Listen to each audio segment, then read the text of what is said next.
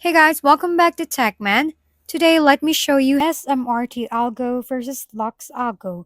Which trading tool is better? When choosing between RT Algo and LuxAlgo as trading view tools, it really comes down to your trading style and priorities.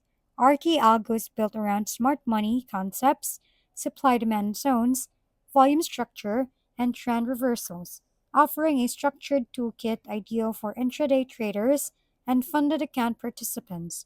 It includes signature signals, bot assisted trading, and a supported Discord community, but it demands discipline, experience, and strategic confirmation, and beginners may find it challenging. On the other hand, LuxAlgo focuses on visual simplicity and strategy optimization, offering intuitive entry and exit alerts, customizable oscillators, and backtesting compatibility across multiple timeframes. While it's highly flexible and suitable for swing, scalp, and breakout strategies, users should be wary of over-optimization. In short, RT Algo shines for precision and smart money-based trading within a tight-knit community, whereas Lux Algo specs for experiment-driven traders who prioritize flexibility, clarity, and adaptable overlays.